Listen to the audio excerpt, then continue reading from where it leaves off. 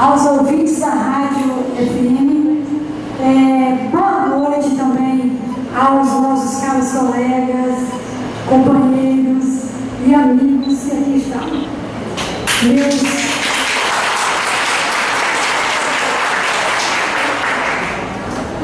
Meus cumprimentos ao senhor presidente Ranulfo, mas eu quero me dirigir aos senhores parlamentares, dizendo, salientando aqui, que por diversas vezes nós estávamos ou estivemos, aqui nessa tribuna, falando da importância do plano de carreira. Então, por mais uma vez, estamos aqui novamente para falarmos da importância desse plano para os profissionais em educação. Porque o plano, na verdade, uma vez aprovado o estatuto, necessariamente há necessidade de aprovar o plano de carreira. Porque o estatuto é como se fosse a base da ferramenta, vamos dizer, para nos contemplar. E o plano de carreira vai nos beneficiar nos percentuais. Então, contempla, o plano de carreira contempla desde o educador até o zelador. Dos profissionais, quando digo profissionais de educação, eu digo do professor ao zelador. Estão todos contemplados nesse projeto de lei que acabamos de ampliar.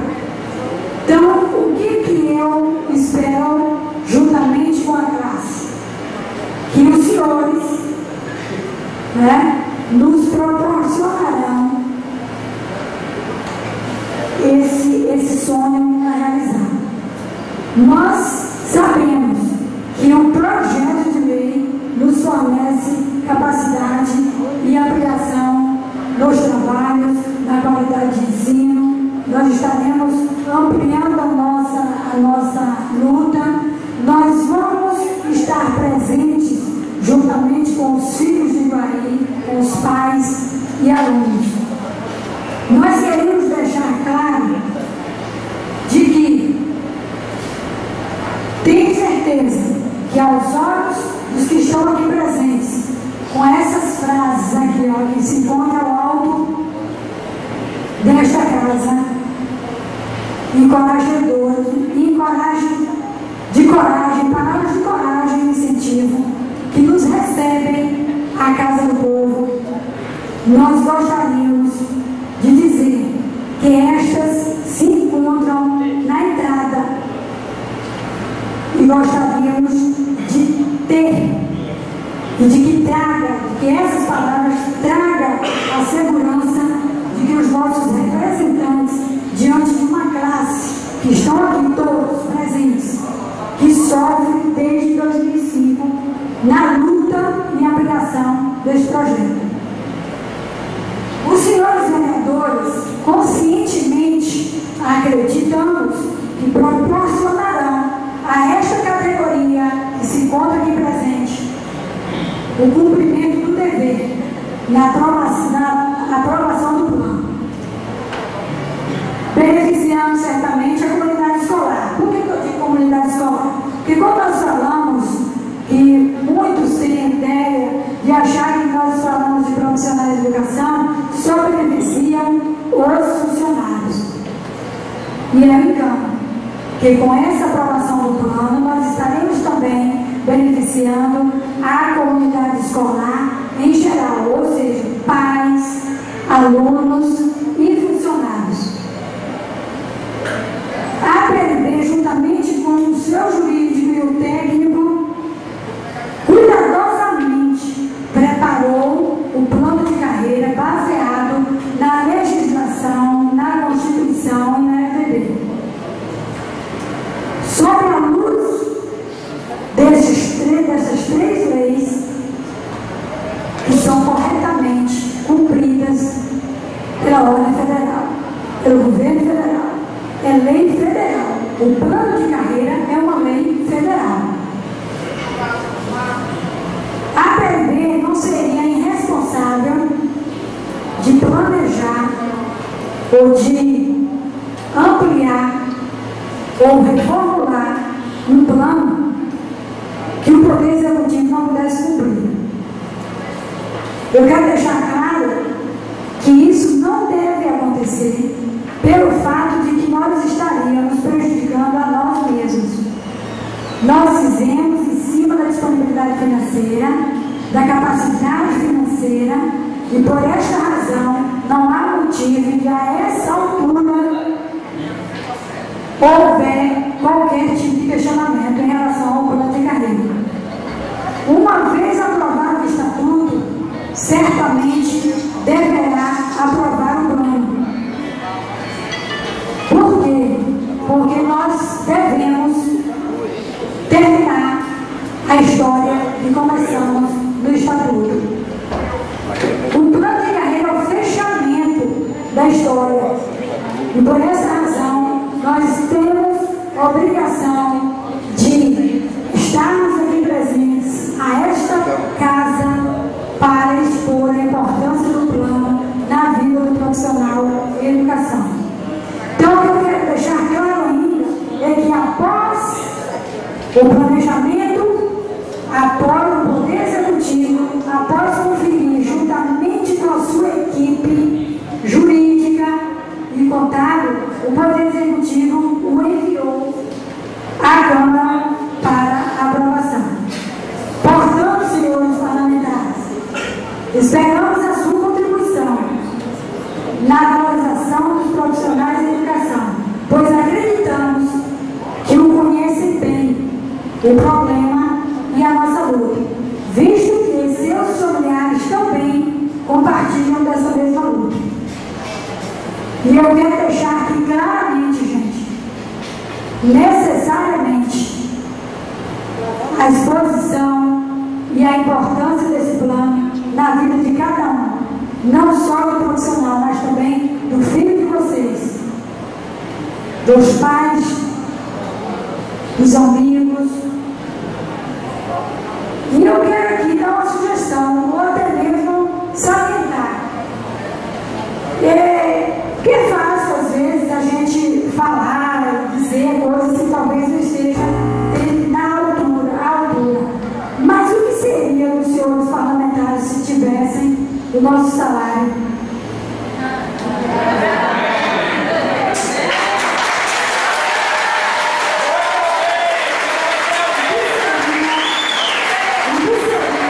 Porque, olha, gente, não é querendo dizer que nós somos os melhores, não. Mas o que eu quero deixar claro é que a desigualdade social no país é muita. E por vocês terem conhecimento da nossa luta pessoalmente a cada dia, durante os 4 anos, desde 2005 que nós estamos nessa luta, acredito eu que uma cidade pequena como a nossa, todos sabem da necessidade de cada um de nós. Esse nosso salário, nós não temos como manter um município emancipadamente, economicamente suprido. Porque nós vemos aí que o comerciante reclama, a feira reclama, e nós não temos como ajudá-los, porque realmente eles têm pouco. O salário, uma vez melhorando, com certeza o comércio também melhorará. A vida, a qualidade de vida de cada um dos profissionais que aqui se encontram também irá melhorar. Eu quero aqui salientar a dificuldade de um professor em sala de aula. Cada professor aqui, que não me deixa mentir, tem 35 ou 40 alunos em sala de aula. A dificuldade do professor em sala de aula com uma grande quantidade de alunos, eu quero deixar claro que 16 alunos, 20 alunos, ou 30 ou 35 alunos, é difícil para um professor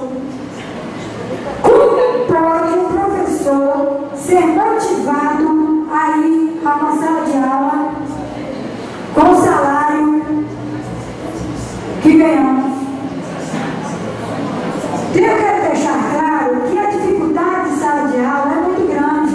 Além dessa dificuldade de superlotação, nós temos ainda muitos trabalhos para levar para casa.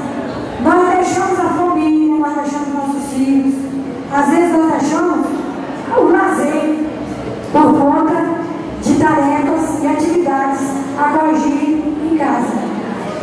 Então, gostaríamos de deixar claro, senhores parlamentares, que nós não estamos aqui também a reivindicar ou inventar um plano de carreira simplesmente para ganhar mais de um ano. Nós estamos aqui a reivindicar situações baseadas em lei e que precisam ser cumpridas. Eu quero aqui também dizer que dia 28 de janeiro nós temos uma audiência em Brasília para levarmos os relatórios das cidades para ser entregue à nossa presidente Dilma. Levando ao conhecimento dela de que tipo se encontra o nosso município, se existe ou não existe plano de carreira. Porque os planos de carreira estão sendo reformulados justamente por conta do piso salarial. E uma vez as cidades não constando este projeto de lei, o município vai ser prejudicado no orçamento do Fundeb. Então, não seria da nossa vontade sermos prejudicados por conta de uma irresponsabilidade nossa. Nós gostaríamos de que isso seja aprovado, até porque esta casa cheia prova de que o plano não é contra eles. O projeto é a favor do profissional. E que a PLB, juntamente com o seu técnico jurídico, juntamente com o jurídico e o técnico contábil da prefeitura, também já fizemos essa análise. E o município que recebe anualmente mais de 12 milhões não tem condições de dizer que o projeto não deverá ser aprovado por conta que talvez não possa pagar. Não. Acredito eu que a demora do projeto justamente foi por conta da análise, porque o estatuto foi mais fácil, porque se trata de bases. Mas o plano de carreira, se tratando de percentuais, é uma discussão mais demorada, por isso que o momento está sendo esse. Chegou o início, que se antecedia as eleições, não poderia ser aprovado por conta do período eleitoral, mas o acordado foi de que, após as eleições, seria encaminhado para aprovação. E que pode, agora pode, e que esse projeto tem que ser aprovado o mais rápido possível por conta dos projetos, dos relatórios que têm que ser encaminhados tanto pelo prefeito quanto pela PLB ao conhecimento da presidente, para que ela possa verificar o orçamento dos municípios, para que possa estar encaminhando as verbas necessárias para cumprir o projeto. Uma vez que já se encontra disponível desde 2007. Então, isso nos concede, nos proporciona de que esse projeto deverá ser aprovado por conta do estatuto já aprovado. Então, esse caminhamento, essa luta, nós estamos expondo aos senhores justamente pela competência de que há entre os senhores na análise da importância da aprovação desse projeto. Nós sabemos que os senhores têm familiares que também vivem aqui perto, como eu já disse aqui no Guaraná. Todos têm professor, todos têm membros na família que são professores, são porteiros, são vereadores. Vereadores são professores, né? E vereadores aqui também presentes que são professores. E como vocês podem ver, o projeto está beneficiando a todos. Não temos nenhuma satisfação em prejudicar quem quer que seja. Nós queremos contemplar